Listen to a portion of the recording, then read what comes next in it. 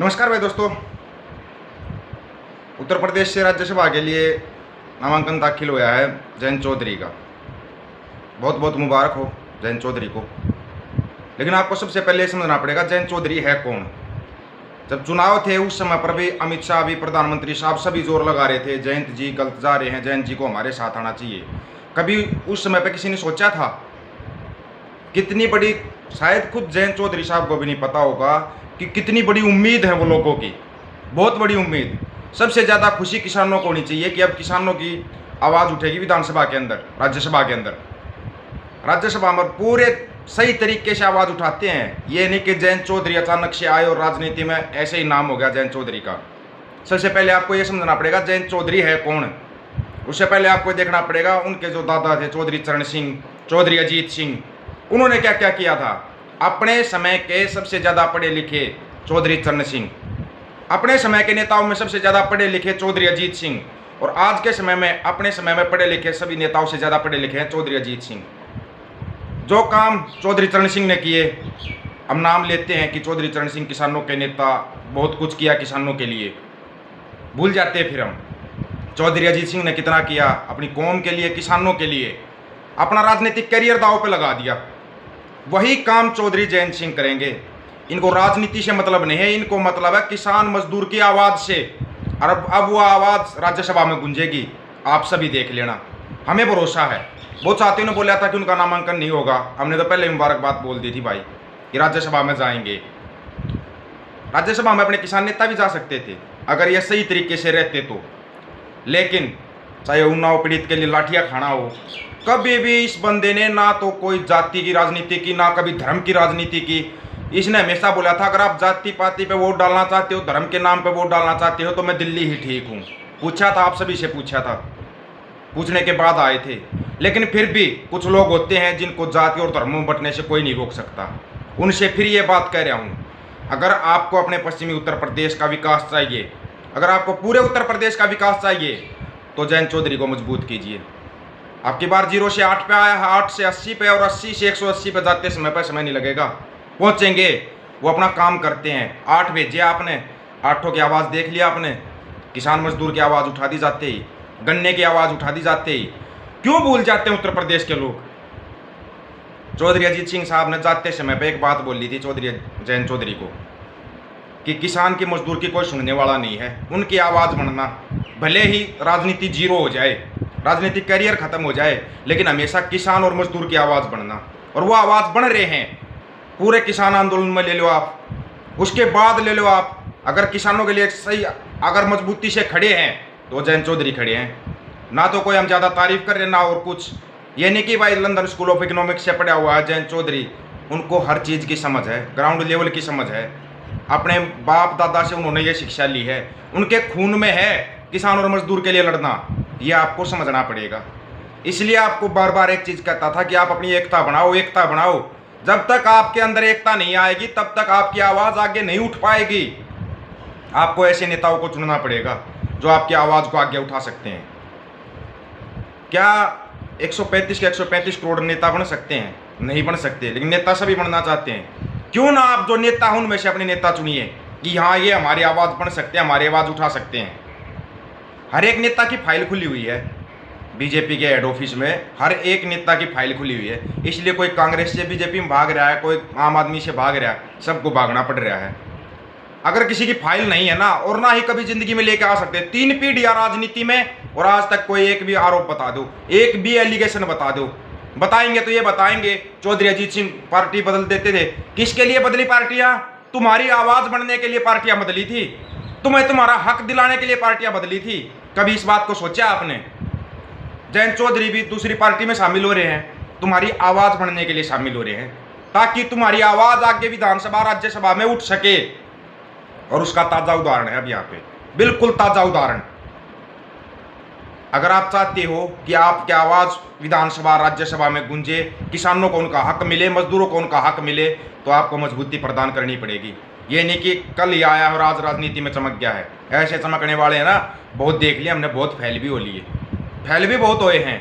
बाप दादा के नाम पर सभी वोट मांगते हैं, चाहे आप कहीं पर भी देख लो, हरियाणा, उत्तर प्रदेश, कहीं पर भी देखो, कभी नहीं मांगी बाप दादा के नाम पर वोट।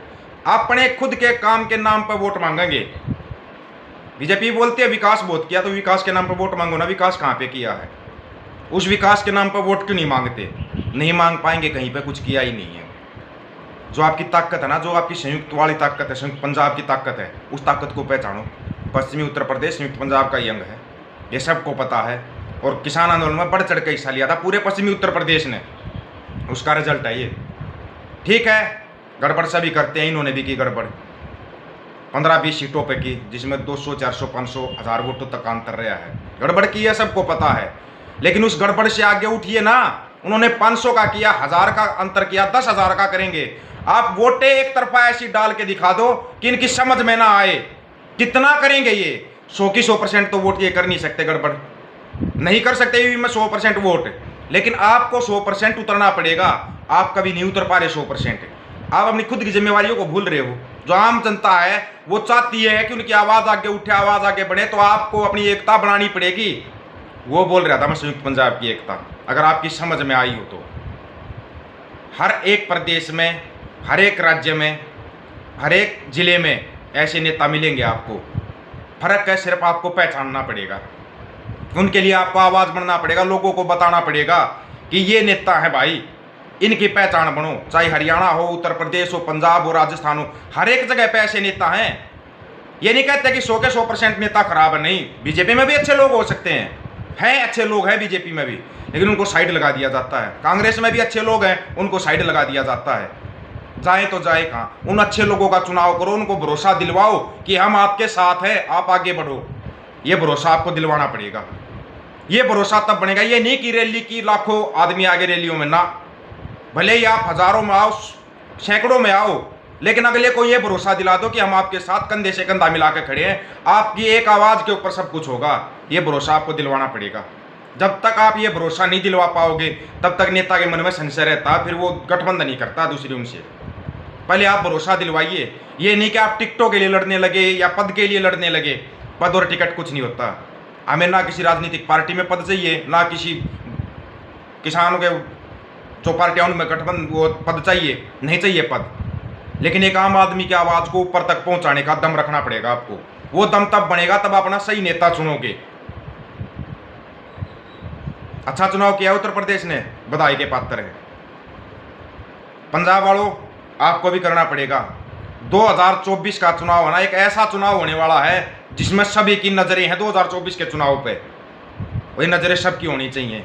राजनीति हर कोई करता है, एक छोटा बच्चा भी राजनीति करता है, लेकिन अच्छे और सच्चे की पहचान करना सीखिए। आपको खालसा या खड़कू का मतलब अगर ना पता हो ना, तो सच्चा होता है उसका मतलब, सच्चा शुद्ध खालसा और खड़कू का मतलब होता है। इसलिए बोल रहे थे हम उस खालसा राज की बात कर रहे हो। खालसा राज तब आएगा जब आप अच्छे और सच्चे लोगों को चुनोगे। चुनना पड़ेगा आपको सच्चे लोगों को। पंजाब में भी बहुत हैं, हरियाणा में भी बहुत हैं, उत्तर प्रदेश में भी बहुत हैं, पूरे देश में है। लेकिन जो गोदी मीडिया एक फिल्म दिखा देती है ना, वो फिल्म लोगों के दिमाग में बैठी, उस फिल्म से बाहर आओ। कौन सी गोदी मीडिया आपके शिक्षा, स्वास्थ्य, रोजगार की बात कर रही है? नहीं कर रही। वो बात आपको खुद करनी पड़ेगी, तब जाके बात बनेगी। नहीं तो लगे रहो भाई, कोई किसी पार्टी के झंडे उठाओ, कोई किसी के। आपको सच्चा चुनना पड़ेगा। आज चुन लोगे, फायदे में रहोगे, उसके बाद तो फिर पछताने के सिवाय कुछ नहीं होता। जब चिड़िया खेत चूक जाती है ना, फिर पछताते रहते हैं। नहीं तो 7-8 साल तो हो गया हरियाणा को रोते हुए, पूरे देश को रोते हुए हो गए 8 साल। पूरे देश को रोते रोते 8 साल निकाल दिए। कब जागोगे भाई? कब आपको अकल आएगी? कम से कम अपनी तो एकता बनाओ। अपना तो संयुक्त पंजाब एक करो, अपना पूरा देश एक करो, भारत एक करो। वो आपको करना पड़ेगा।